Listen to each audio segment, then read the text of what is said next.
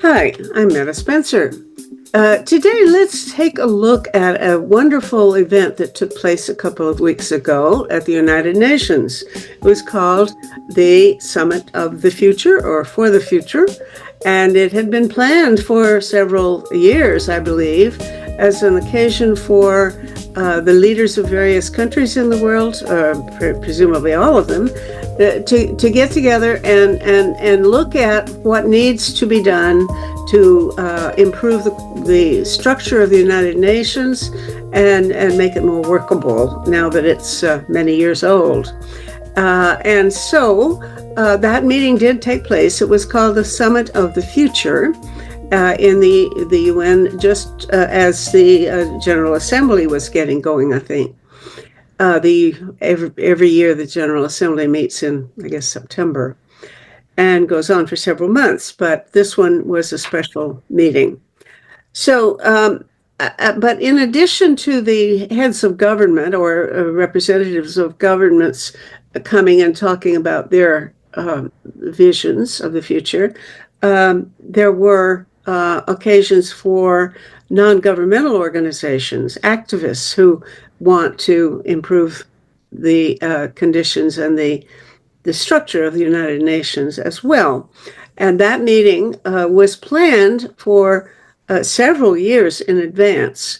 And fortunately, the man who was the big runner of that is Fergus Watt, and he's somebody I've known for many, many years. He had been, throughout most of his career, at least when I knew him, the head of the World Federalists Organization in Canada. And during his tenure as the lead World Federalist, they got started with the Summit of the Future.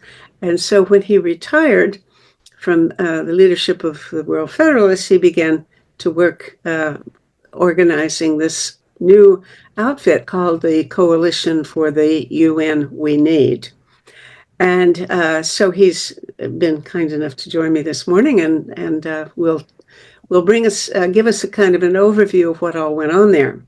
In addition, I want to introduce a director, one of the directors of Project Save the World, Paul Werbos. And Paul is one of the most influential people forming the basis for artificial intelligence for many years. His PhD thesis many years ago is the basis for the theory behind AI. It's a neural network connection. That is, he sees a relationship between the way the human brain works, or any brain works, and the way intelligence can be set up to be working on by computers. So his mathematical model for how to do that is still very, very important. And by the way, of course, over the weekend, the Nobel Prize was given out to Geoffrey Hinton, who was doing similar work on that. We promised to talk about the future. We're going to talk about the future, not the past. Thank you, Paul. Anyway, but it's worth noting that this Nobel Prize is about this kind of thing. David Levy, I think, who is in Paris and is with something called the ISWE Foundation, and also was working at the UN at the Summit of the Future to try to promote the notion of a World Parliamentary Assembly based on a citizens' assembly methodology. System of working through sortition, etc. Fergus, I want you to just tell us what all has gone on in the preparation for it and what actually came about. Were you satisfied with the possibilities that the NGOs had to present their novel ideas, and what were the most interesting ones that your organization promoted? And are you aware of Paul's interest in the Millennium project and what they had proposed at the Summit of the Future. So, Fergus, give us a briefing. Okay, sure. I'll start with your last question first, and just I'd prefer to defer to Paul on describing his organization's proposals and speak more generally about AI governance. And I think it's noteworthy that the Secretary General of the UN consistently presented the Summit of the Future as he consistently juxtaposed the future with the past. In other words, the institutions of the past. We can't have governance for the future for our grandchildren using the institutions that were built by our grandparents. As I think I'm butchering the quote there, but you get the picture. This was a chance to look at the institutional questions of how the UN works, and a chance to reboot the organization and global governance more generally. And I think that's that's important in and of itself. It's probably fair to say that the results from the Summit of the Future are perhaps a little underwhelming. There isn't any grand new departure. The first thing many people ask is, well, what are they doing about the Security Council? Well, there was sort of a recommitment to reforming the Security Council, but by and large, they kicked the can down the road. But I think to characterize the summit outcomes is as a lot of recommitment to and restating of previous promises is perhaps not to do it justice, because the process itself was considerable. It was long in the making, and there were and I think that for example, it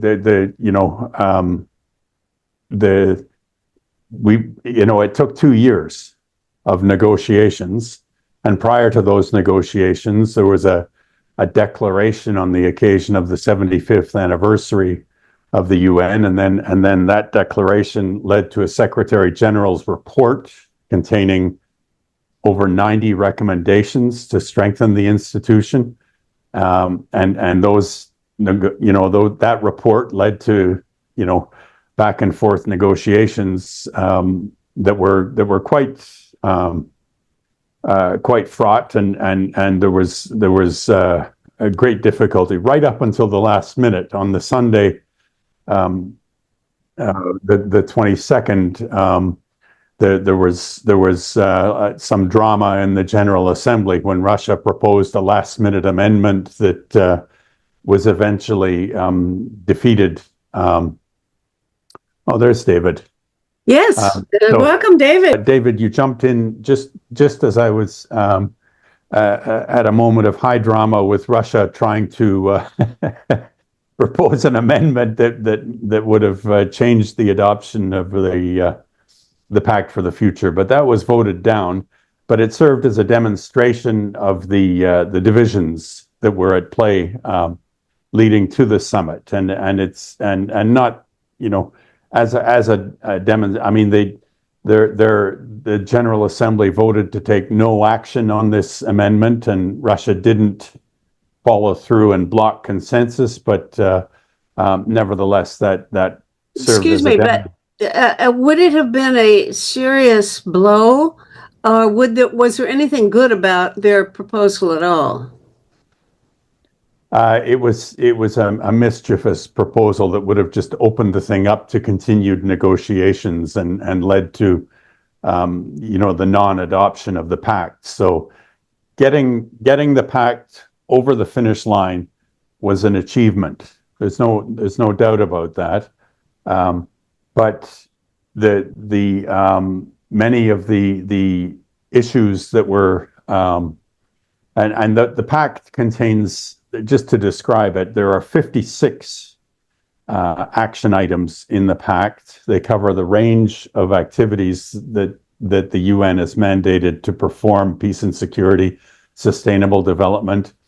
I mentioned the future orientation.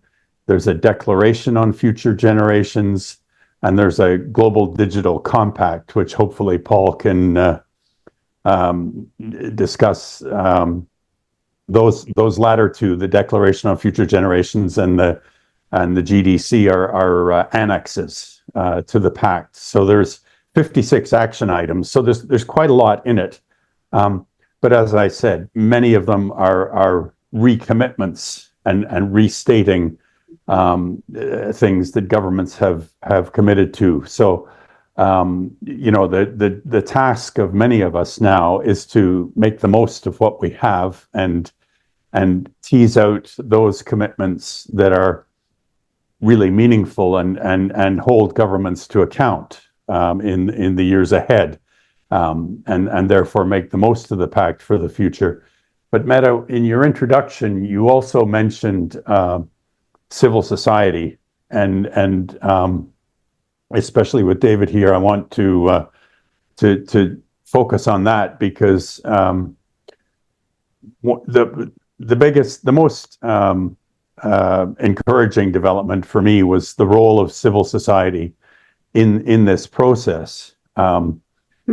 It's that is not. I mean, the role that governments gave civil society in the negotiations was actually quite limited compared to other processes, General Assembly processes. Access and the rights to participate and share documents and engage diplomats in the negotiations were very constrained. But civil society nevertheless engaged. The Coalition for the UN We Need prepared a People's Pact for the future that included, that was the result of 2 years of work and 1,600 NGOs around the world, having discussions, feeding into. So there was no shortage of engagement. The UN and civil society, the UN Secretariat and civil society collaborated on a large, quite successful conference in Nairobi in May, which helped also galvanize and mobilize public opinion and citizen engagement in around the need to strengthen the institutional infrastructure, the scaffolding of how the world makes decisions on the problems we face. And as we all know, those problems are multifaceted and manyfold. There's a triple planetary crisis, war in Ukraine, Sudan, Democratic Republic of the Congo, the Middle East, and so that there's a widespread perception of the need to get the UN back in the game internationally. But whether this summit will succeed will many people see this as the answer? Not completely, but it's a start. It's something. It's a platform to work from. So is there any ongoing organizational effort to simply take what came there and build on it and elaborate and continue the the development of these ideas, or is it a one-shot deal? And No, there's a 4-year review. There's a review in 4 years' time. So that's something we campaigned for, was a robust review process, and that review is mandated at another summit level. So it'll be heads of government again in 4 years, looking at whether they've made progress. And just the year prior to that, they will also review progress on the SDGs. So there will be these stock taking exercises. So it's certainly not a one-off. Okay. But our job as civil society and with the UN and other like-minded states is to keep the Pact for the Future alive as a reference point for the much needed continued improvement in our machinery of global governance. Thank you. I think that's a good gives me some glimpse of what happened. I, of course, didn't follow it much at the time. David, you put your hand up, so I was going to call on you or Paul, one or the other, so now you got the jump on it.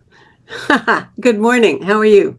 Or afternoon? Good morning, good afternoon, good evening, depending on wherever you are. I'm so sorry, just to acknowledge to have arrived late due to prior commitments. So apologies if I missed the beginning of the conversation. Fergus, that I had the pleasure to meet in New York not such a long time ago on the margin of the summit. So very good to see you again.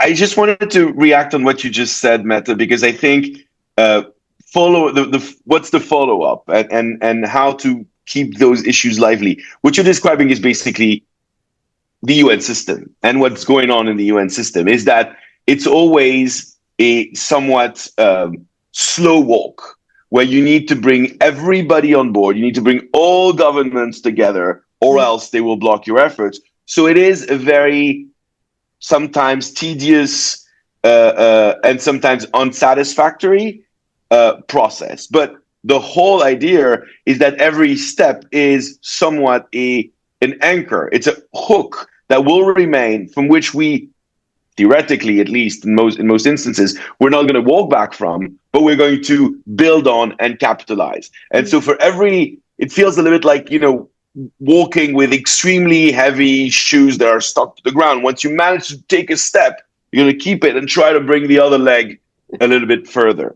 That being said, I'm unfortunately not as hopeful as Fergus is or was just a minute ago, because I feel that despite that step being taken, it was quite a missed opportunity, and it was quite a too small a step for the challenges that it was supposed to be fixing. Basically, the promise that Secretary General Guterres came with a few years back was, we need to reinvent the UN in order to be better fit to solve the challenges that we're facing now, and the multiplicity of crises, and the fact that these crises not only happen separately, but that they pile on each other. They become compounding problems. And you can't solve climate if you don't have money, but if you're indebted, there's no way you can get out of your debt with the kind of climate shocks that you're getting on a regular basis,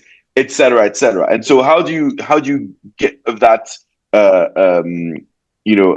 vicious circle somewhat, was the promise that Guterres had laid on the table on ways to do that. And then at the end, what happens? We have an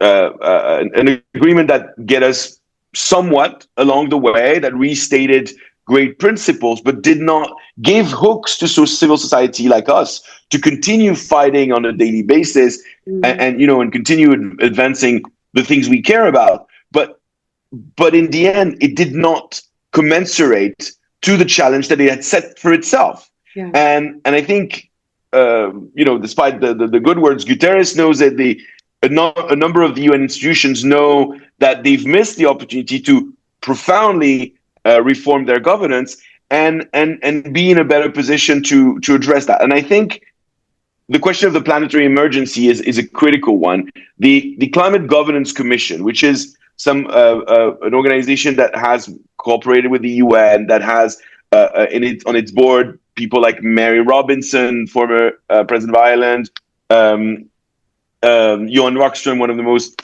famous climate researchers, etc. They all have said we need to declare a planetary emergency. So whether that's taken up at the UN is not so much my point here, is that at the same time where they're calling the world to declare an emergency, we come back with a document that, is a small step in the right direction. I'm going to say that my guess is that all of us would agree, including Fergus, that it was pretty disappointing in the amount of work that could. Fergus, do you concede that your part may have been fine, but the government's part didn't quite happen, right? Pretty much, yeah. Mm-hmm. Yeah, I think David nailed it. They don't match the scale of the challenges we face. Okay, so when it comes to civil society role as well, what I think was shocking to me was that there was a number of ideas on the table on how to get citizens more involved into the functioning of the UN, and none of these ideas were receivable or interesting for the member states of the UN. And we heard it very clearly from the driver of the negotiation, who was Germany, one of the co-chairs of writing the pact. The German ambassador said, came to a meeting of a coalition that we had created where a global citizens assembly was one of the options, but also a parliamentary assembly, a right for petition. We had a number of ideas, like a menu of options was on the table, and saying, we understand that not each country will agree with each idea, but at least pick some things and demonstrate some interest. None of the above came up as the response. Just a minute. I think we agree on this. It didn't happen. What we wanted didn't happen. Now, I want us to look at what it in particular should have happened and must still happen, and we must put it back on the table and work with it. So I want you to talk about your proposal, which I think is this parliamentary assembly based on a citizens' assembly model. And I want Paul Werbos, I think Paul has been sitting quietly, probably gnashing his teeth, because he is one of the most pessimistic people I know with respect to the threat of AGI, the artificial general intelligence, and the catastrophe that's impending unless we do something, I don't know what, about it. But I'm going to ask Paul to give a bit of a summary of what you wanted to have happen there, but mostly what you still want to have happen that must be picked up and carried forward, okay? And then I'll come back to David. Paul. Okay. It was supposed to be a world dialogue on the future, and what we can do about it, and how to pay more attention to what the future needs. I had connections to like 10 or 20 different groups active and participating in the meeting. The first thing that struck me was that every group came back with a different story. The impression I had at the end was there will be a final few days when the governments decide what they want to do behind closed doors in the old hallowed ways of the UN. Mm-hmm. But before that, I was astounded by the lack of dialogue and communication between the many different groups, all on totally different pages, without any real connection of their different ways of dealing with the future. The group I most was connected with, I guess it would be this Millennium Project. The Millennium Project under Jerry Glenn was a major project of the United Nations, under the United Nations University. But after several years of seeing the constraints of the UN, Jerry decided he would reincorporate as what he called a trans institution, which maintains its connections to many different nodes all over the world. And we have something like 70 or 80 nodes of futures studies all over the world, different disciplines, different perspectives. Many of us believe it is the most complete, comprehensive effort to connect what different humans know about the future. And one of the consequences of that is we got to see different avenues. Many of the people I know who are active in these meetings came back very deeply disappointed because the discussions of the future of AI, some people think this is not important. Other people say, oh, it's going to take over the world. If you want to have a true perspective, you need to know what you're doing. And it was very disappointing that there wasn't the kind of dialogue we needed to get into the real technical substance, which I do happen to know something about. Yes, there's some serious challenges. There are also some serious challenges in climate. And one of the things that really worries me, climate should be easy. We have the science, but what they call science at the United Nations has nothing to do with what I find in real science. And the solutions they're trying to sell typically will do more harm than good. I've been watching what France 24 has concluded about the future of climate action. And every time I see their solutions, the more I think, God, they'd be safer if we were quiet. You know, I mean, what is going on? So maybe I should just briefly share a screen, if that's okay. You probably don't want a whole lot of that. You want about the climate or about AI? Because I don't know which scares me worse, frankly. Okay. The truth is, I was invited by a particular group, one of the 20 strains, which was much more positive.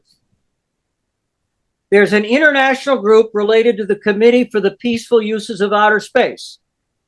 Paul, I hate these shows. I hate these slides. I cannot read and listen at the same time. And the slides you make are awful. So you're my dear friend and I love you, but take that damn thing down. It's not helpful. And talk it, speak it. I guess I lost my friend there. I don't hear from him anymore. No. In this business, we got to get used to all kinds of stuff. Okay, well, I can't read it and from all listen directions, and I'm pessimistic enough already. You can't make it worse that easily. But the basic thing is, we in the Millennium Project were working very closely with Guterres a couple years ago on some of these climate issues. There was even a time when John Kerry was representing the U.S. and Guterres was supporting him. We were talking about a major international effort to do something with climate. And in response to that, Xi Jinping said, we have bigger problems with internet security, cybersecurity. And we said, let's do both of them. Let's have an agency on existential threats. There was a lot of progress behind the scenes. Mm-hmm. If you worry about this threat and we worry about that threat, let's agree to work on both of them. Either one of them could kill us all. And this is one of the things that led up to the big proposal for a new UN agency on artificial intelligence. And there was a Security Council meeting, June or July 2023, where the people who really know about the global security problems said their number one recommendation for a new UN agency on AI, we should have an open, transparent global warning system open to everybody so that everybody can know who is attacking them, where, from, and how. And if you know the history of wars in the past in modern society, lack of knowledge of who is attacking you turns out to be rather critical. I could talk about that for an hour if we had an hour. But the bottom line is the Secretary General came out with a major report saying, okay, let's work together on a new AI system to give every country this kind of capability. And the private discussions went pretty far. But right now, the discussion of AI is partly contaminated by the usual politics of vested interests. I've seen that in climate. Just yesterday on France 24, I saw a major climate spokesman getting up and saying, you guys want to spend all this money and focus on preventing climate extinction.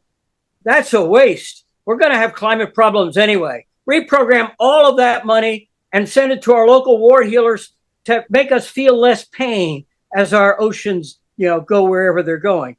And what it tells me is there's a tendency to be short-term and myopic, and we have to resist that. Mhm. But the reason I liked the one I was in, we have a great conversation on existential risks, which was my 4 first points.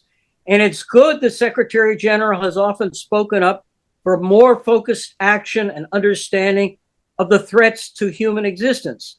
But we also need hopes. If you don't balance fears with hopes, it's hard to get humans working together. It's hard to get real intelligence out of humans if they're just paralyzed with fear.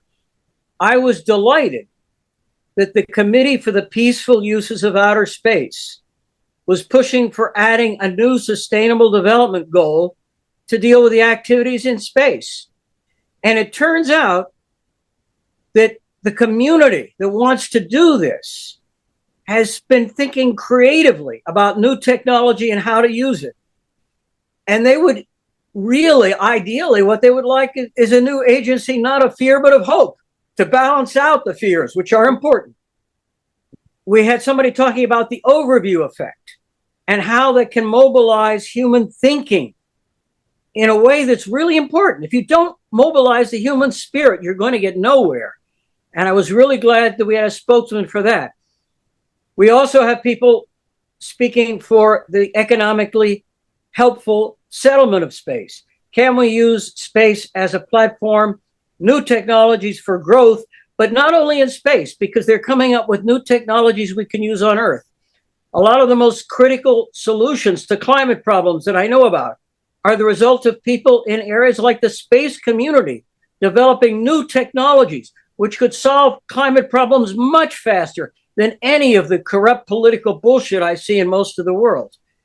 And then there's the matter of trying to understand our place in the universe, which is basic science, but we shouldn't underestimate basic science in helping us understand who we are and where we could go in the future. So anyway, Now that's pretty much of a catalog. My sense was that the thing that maybe could unite various people with or various proposals is something like an office for existential threats, in which several of these risks, everything from space to global warming to AI, et cetera, or even the security of countries from hacking and sabotage, internet sabotage, et cetera. All of those things could be brought up. And the world economic crash might happen as a result of the unemployment that's coming up with et cetera. So there might be a room for a common cause in producing I think there was even a mention of a project for the environment. Fergus, didn't your group argue for some kind of office of the environment or council for that or something of that kind? Could that be inclusive enough to handle the things that Paul has mentioned and the ones that I think David is going to mention when I give him the floor back in a minute? Fergus, would that work? Well, there were numerous proposals on environmental governance. One of them was the idea of transforming the UN Environment Program into a more strengthened UN environmental agency that would have more teeth but Paul also mentioned the Climate Governance Commission, and there are a number of them, and some of these other problems that Paul was discussing on AI governance were dealt with elsewhere in the pact. It's quite a broad document. I think the main problem that characterized many of the specific points that were action items that were up for discussion is we have to contextualize this in global politics and geopolitics and the contestation between the great powers. And when you're trying to reform global governance, you're not, this isn't just a discussion that happens in New York about a few buildings on the East River. The UN is the foundation, the cornerstone of the international system, and world order doesn't change easily. I think David was right in terms of his metaphor about one step and then another step, because it's an evolution, not a revolution, and we just have to take a longer view of some of these changes. And in that context, one can see reasons for hope, but the geopolitics were on display from beginning to end, and that's a big factor that conditioned the result. Okay, let me ask that more generally. How much of the future work, the solution to the problem, can or should be done outside of the UN framework by private initiatives? And that could be everything from Bill Gates writing a check to your outfit or David's project, which I hope we'll speak of in a moment, of a World Parliamentary Assembly based on sortition, etc. A very bold idea that I don't know whether it even got any traction at the Summit of the Future or not. But how much of the progress can be made at and through the UN, and how much of it should we try to tackle outside the framework of the UN? So I would answer that briefly and then hand over to David. But I mentioned the rules that were set up. There was a resolution, a modalities resolution that conditioned the impact that outsiders had on the actual negotiations. At the end of the day, you don't change the law in the international system until governments decide. So governments are going to decide, but when they conduct these discussions in an inclusive way, the result is much different than what we had in this context, where it was more or less an intergovernmental process, and many governments insisted on keeping it an intergovernmental process. And so, I mean, contrast, for example, any number of examples, actually. I mean, we were familiar with things like the Landmines Treaty and the International Criminal Court and the Sustainable Development Goals, an inclusive global conversation that led to a very good, far-reaching set of goals in 2015.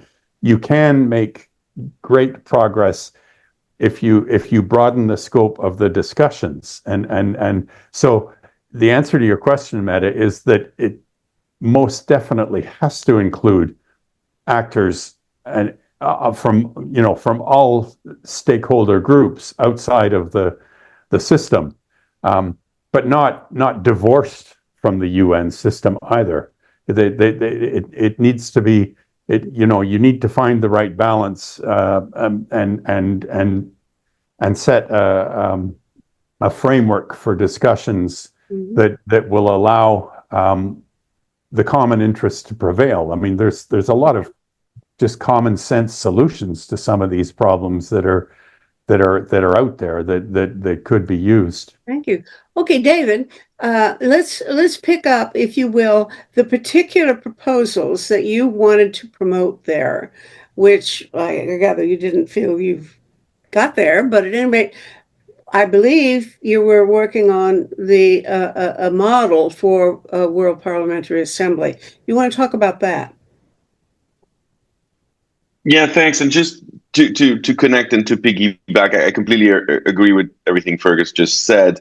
And I think if you're looking for a reason for hope, the fact that the three of us are equally unsatisfied, angry, and trying to push to continue processes is a reason for hope. We haven't abandoned. We are quite angry, and we're continuing. So what we're doing it's not a World Parliamentary Assembly per se, because Parliamentary Assembly would be people like sucked from domestic parliaments to be put into another UN parliament.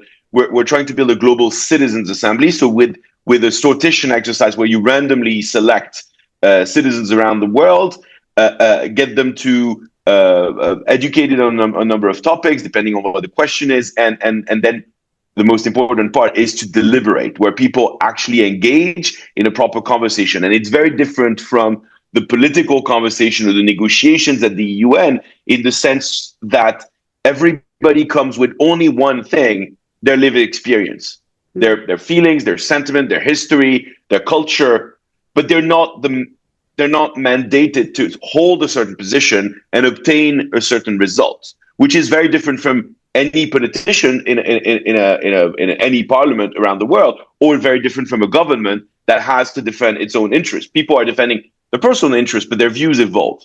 And the principle of these meetings is that that conversation, that deliberation, builds a lot can be the route for change. It builds, obviously, solidarity and empathy between people that listen to each other and try to understand where the other one is coming from.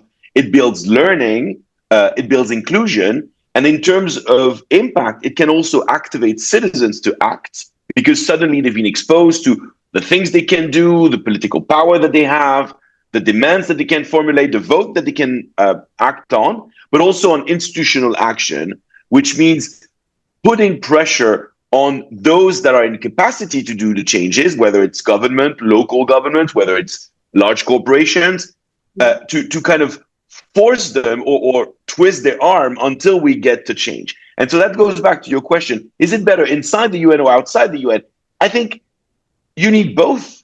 The UN is not it's not a body that is totally floating outside the real existence. It is embedded in the world and in its politics. So the UN will be advancing slowly, potentially conservative. Lots of governments do not want to see fast-paced change on a number of issues and want to protect their interests. But they're also responsive to what's happening in the rest of the world and the pressure that they get from other actors. You know that I just love your proposal. It's almost identical to what I've been arguing for the last several years. I love the idea of a citizens' assembly having real influence. So we could have. You should have been there for the launch, because that's the point I wanted to make, was that what I want you to tell is, did you make that pitch? In what context? Were you at a meeting? What kind of event was this? How many people, how many other organizations were you pitching this toward? And how did they respond? What was the actual... So it was a process, because as Fergus described, civil society organized, self-organized, came with clear proposal and put those proposals in front of government for the 2 years that were the negotiation of the pact. And during that time, there was a number of ideas on inclusion. Ours was part of it, and we worked with many other organizations to support each other and say, your ideas are as valid as mine, but we want to bring that menu of option. The countries overwhelmingly said no, and were not interested in that specifically, and we were pushed back on the side.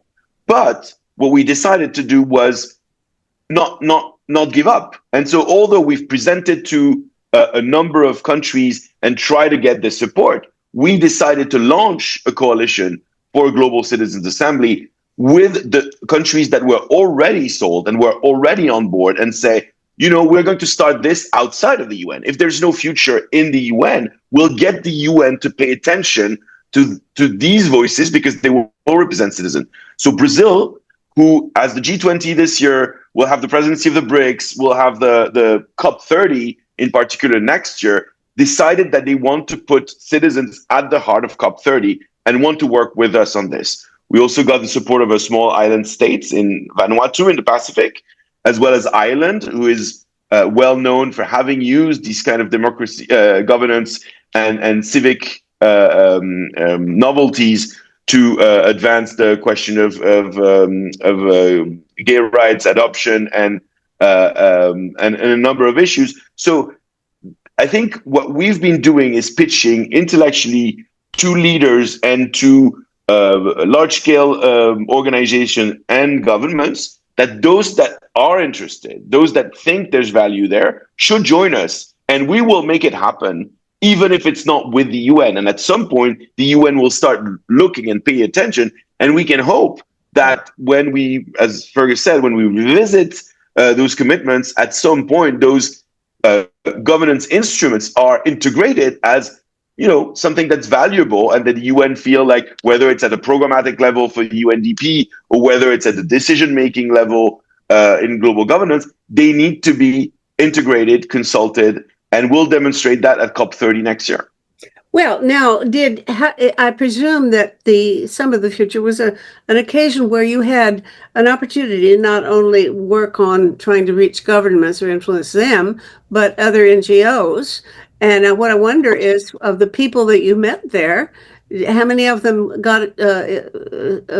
seemed receptive to your proposal? And I want to know the same of Paul.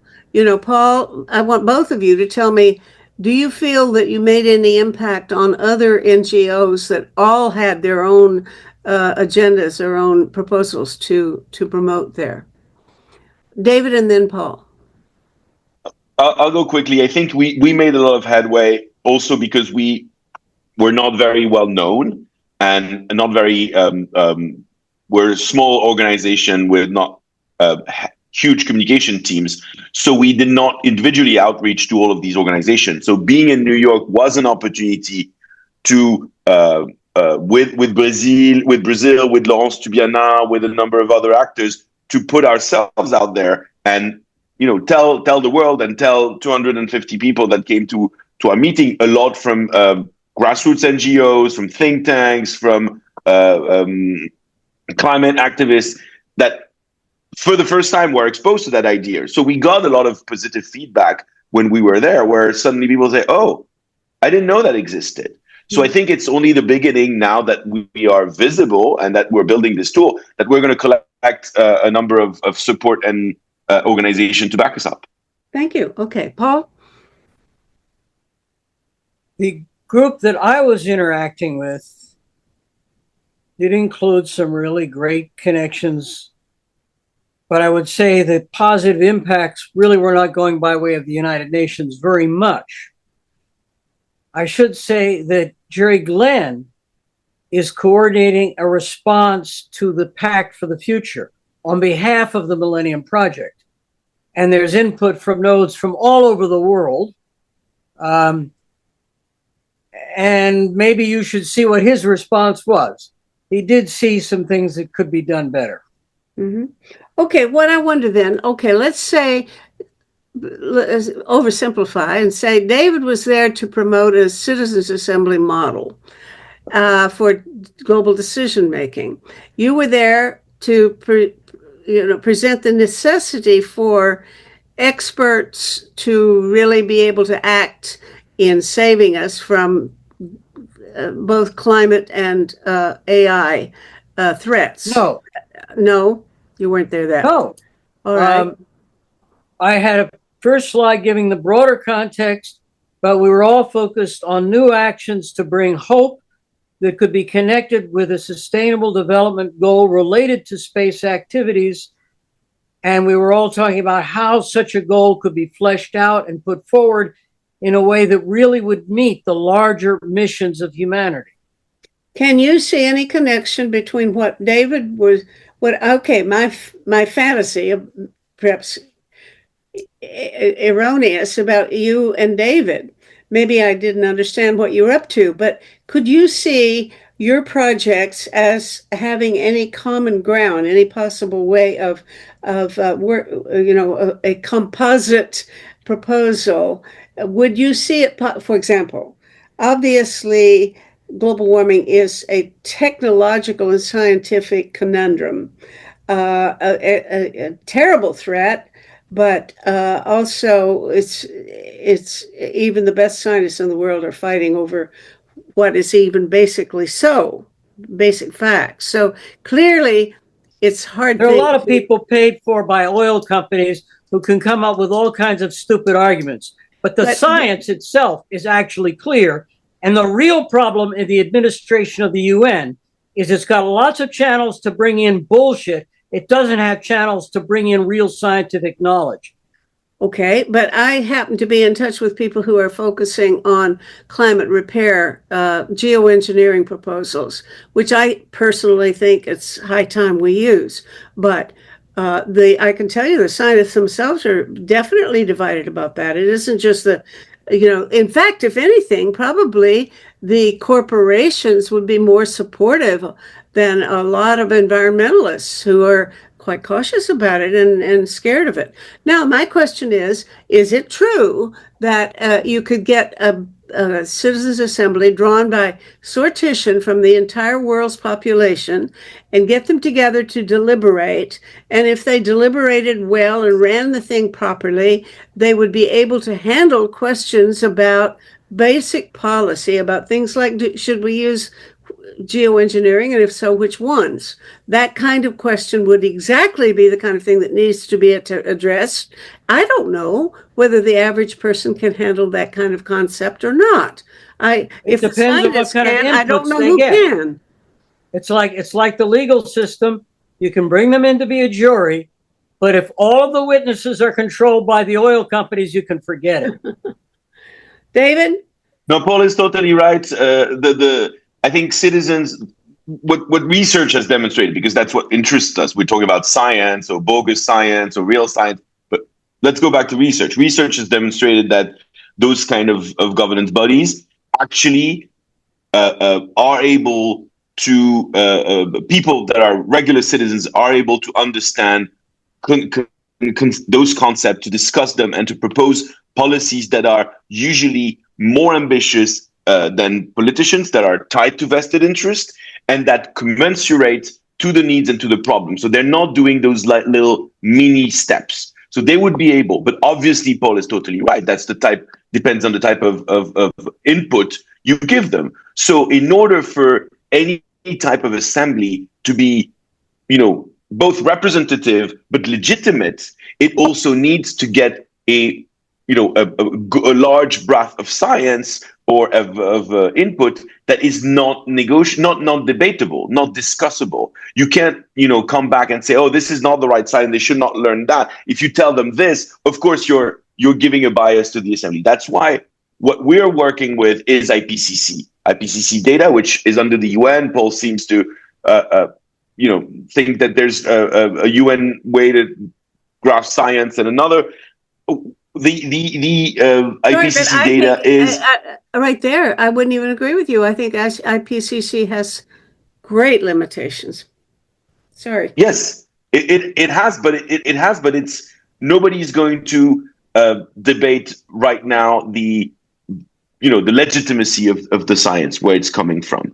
And what is critical, if you bring citizens together, is to build consensus and to build a view that is not a partisan or an activist one, but actually in order to provide. Here we're going to have I don't want to go off on a tangent, but I think if you just took IPCC as a criterion of the material that should be presented to a deliberating body, it would be a very biased body of knowledge that would information that would be the science for climate, but there's other elements that are coming into play, because it's not climate change is not the climate crisis is not only a technology issue, it's a lifestyle one. It needs to reinvent livelihoods. It needs to reinvent the way we conceive our society, what we consume and what we produce. So it's much more long haul effort, and so that's why this is totally something that people can understand. And let me remind you that politicians are sometimes not much more educated or smarter than any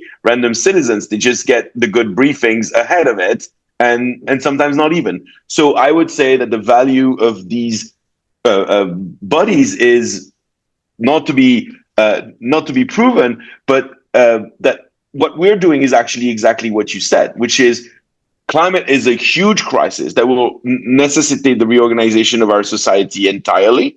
And who's at the heart of society? It's citizens. and they will not tolerate and they will not abide by rules that are determined solely by politicians and that will have blinders and will have that will design a transition that is not fair and just. And for the transition to be fair and just, all voices need to be listened to and heard, because even the maybe not the oil companies, but the oil workers, they deserve a livelihood and they've struggled all their life. The coal mine workers died from cancer for 3 generations at 45 years old. So they also deserve better health care and their problems to be taken into consideration. As much as farmers, as much as coastal community, as much as, people living in the forest, and maintaining it despite the challenges that it represents. So these voices need to be, internalized. For that, you need those conversations to happen. I'm all for it. Now, Fergus, you get to tell these folks what they can look forward to. What are the next steps? I think everybody was disappointed that not much has been accomplished yet, but we're certainly enthusiastic about working on it. What are the next steps? What can concretely be done and is being planned for the next steps? And would it satisfy David and Paul, so far as you've heard what they're complaining about? Fergus? Well, I think I'm not. I think I'm going to leave aside the question of the how valid the IPCC conclusions and recommendations are, because it's an area I just don't know about. And we can think about the larger problematique in terms of in the first instance you need to provide information about a problem, and then in the second instance you need to make decisions about what you're going to do about the problem. And the Summit of the Future was a chance to revisit the UN's decision-making capacities and institutional makeup. I think that just because it fell short, I'm certainly not pessimistic. I think that I take great encouragement from the fact that the action days, that the 2 days of civil society that preceded the summit included 10,000 people packed, 12 UN conference rooms packed with NGOs talking about various elements of the Pact for the Future and how you can improve global governance. And nobody gets everything they want in a single document in a single moment in time. But I think the better way to look at this is as a longer term process. So some of the kinds of governance innovations, I mean, David described in his context, in terms of democratizing some of these issues, the fact that some countries are moving ahead further than others, and that's just the nature of progress. It's not even, and it's not uniform. But I think that the fact that the Summit of the Future, for the first time, it was the first major UN reform summit since 2005. And I think what it did more so than the 2005 summit and any UN reform effort that preceded it was to socialize the need for global governance. So now there is this wider constituency for improving decision-making on global problems. There's a recognition that many of our key global problems, AI, climate, the biodiversity, nuclear weapons, war, poverty, inequalities, you name it, these are problems of a global nature, and our decision-making machinery is just not adequate. And that base recognition isn't going to go away. I'm You glad know, you said I think that. we've, And- I think, so that's my reason for optimism.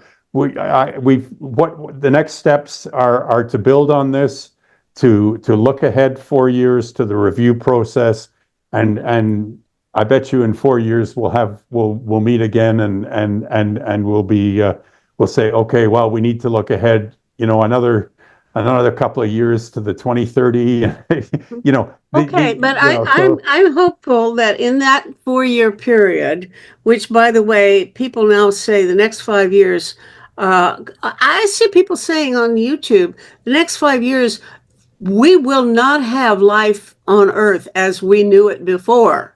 Within 5 years, we will not recognize anything like our lives.